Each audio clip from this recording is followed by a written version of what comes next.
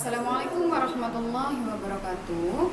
Di video pembelajaran kali ini saya akan membahas tentang meyakini khodok dan khodar melahirkan semangat bekerja. Memahami makna iman kepada khodok dan khodar. Pengertian khodok menurut bahasa berarti menentukan atau memutuskan. Sedangkan menurut istilah artinya segala ketentuan Allah sejak zaman anjali. Adapun pengertian khodar menurut bahasa adalah memberi kadar, aturan, atau ketentuan. Menurut istilah berarti ketetapan Allah terhadap seluruh makhluknya tentang segala sesuatu. Di sini penjelasannya, walaupun sudah ada khodok dan khodarnya Allah, bukan berarti manusia tidak berusaha. Manusia tetap berusaha dan berikhtiar. Dalil-dalil tentang khodok dan khodar yang pertama ada dalam Quran surat Al-Qamar ayat 49. Sesungguhnya kami menciptakan segala sesuatu menurut ukuran atau takdir. Yang kedua ada dalam Quran surat Al-Hadid ayat 22. Tidak ada suatu bencana apapun yang menimpa di bumi dan tidak pula pada diri kalian melainkan telah tertulis dalam kitab Lauhul Mahfuz sebelum kami menciptakannya. Sesungguhnya yang demikian itu mudah bagi Allah. Yang ketiga ada dalam Quran surat At-Taghabun ayat 11. Artinya, tidak ada sesuatu musibah pun yang menimpa seseorang kecuali dengan izin Allah Subhanahu wa taala. Yang keempat ada dalam Quran surat Al-Isra ayat 13 yang artinya, dan tiap-tiap manusia telah kami tetapkan amal perbuatannya sebagaimana tetapnya kalung pada lehernya.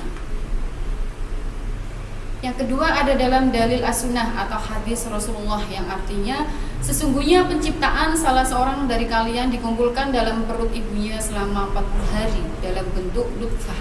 Nutfah itu sperma. Kemudian berubah menjadi alaqah atau segumpal darah selama 40 hari. Kemudian berubah menjadi mudghah atau sepotong daging selama 40 hari.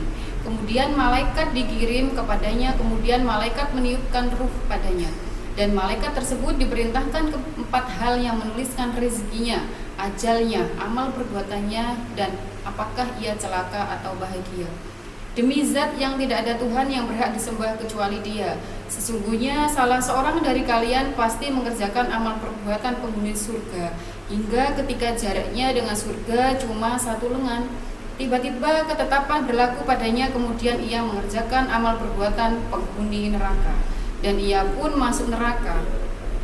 Sesungguhnya salah seorang dari kalian pasti mengerjakan amal perbuatan penghuni neraka, hingga ketika jaraknya dengan neraka cuma satu lengan, tiba-tiba ketetapan berlaku padanya, kemudian ia mengerjakan amal perbuatan penghuni surga, dan ia masuk surga. Hadis riwayat Muslim. Kewajiban beriman kepada khodok dan khodar. Takdir Allah merupakan iradah atau kehendak Allah. Oleh sebab itu, takdir tidak selalu sesuai dengan keinginan kita. Tatkala takdir sesuai dengan keinginan kita, hendaklah kita bersyukur karena hal itu merupakan nikmat yang diberikan Allah kepada kita. Ketika takdir yang kita alami tidak menyenangkan atau merupakan musibah, maka hendaknya kita terima dengan sabar dan ikhlas. Kita harus yakin bahwa di balik musibah itu ada hikmah yang terkadang kita belum mengetahuinya. Allah Maha mengetahui atas apa yang diperbuatnya. Jadi ketika kita mendapat musibah, ujian, jangan sampai kita itu mengeluh seakan-akan Allah itu memberikan cobaan yang berat kepada kita.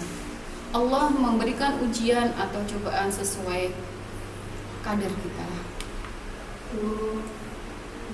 Macam-macam takdir. Yang pertama, takdir mu'allaq adalah takdir yang erat kaitannya dengan ikhtiar manusia. Contohnya, bila seorang siswa bercita-cita ingin menjadi insinyur, maka cita-citanya itu bisa belajar dengan tekun.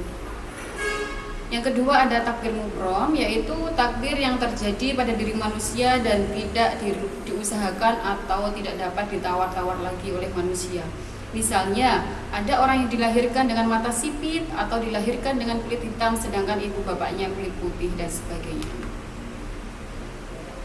Kaitan antara beriman kepada khodok dan khodar Allah dengan sikap optimis, ikhtiar dan tawakal, salah satunya beriman kepada takdir selalu terkait dengan 4 hal, yaitu berhubungan dan tidak terpisahkan. Keempat hal itu adalah sikap optimis terhadap takdir terbaik Allah, berikhtiar, berdoa, dan tawakal. Sikap optimis akan takdir terbaik Allah. Yang kedua, ikhtiar. Ikhtiar adalah berusaha dengan sungguh-sungguh dan sepenuh hati dalam menggapai cita-cita dan tujuan. Allah menentukan takdir, kita sebagai manusia berkewajiban melakukan ikhtiar. Yang ketiga, doa. Doa adalah ikhtiar batin yang besar pengaruhnya bagi manusia yang meyakininya. Hal ini karena doa merupakan bagian dari motivasi intrinsik. Yang keempat, tawakal. Tawakal itu berserah diri kepada Allah. Setelah meyakini dan mengimani takdir, kemudian dibarengi dengan ikhtiar doa, maka tibalah manusia mengambil sikap tawakal. Tawakal adalah menyerahkan segala urusan dan hasil ikhtiarnya hanya kepada Allah. Hikmah yang bisa kita petik dari iman kepada qada dan qadar ini adalah semakin meyakini bahwa segala sesuatu yang terjadi di alam ini tidak lepas dari sunatullah. Semakin termotivasi untuk senantiasa berikhtiar atau berusaha lebih giat lagi dalam mengejar cita-citanya. Meningkatkan keyakinan akan pentingnya peran doa bagi keberhasilan sebuah usaha dan lain sebagainya. Mungkin itu saja yang bisa saya sampaikan. Saya akhiri. Wassalamualaikum warahmatullahi wabarakatuh.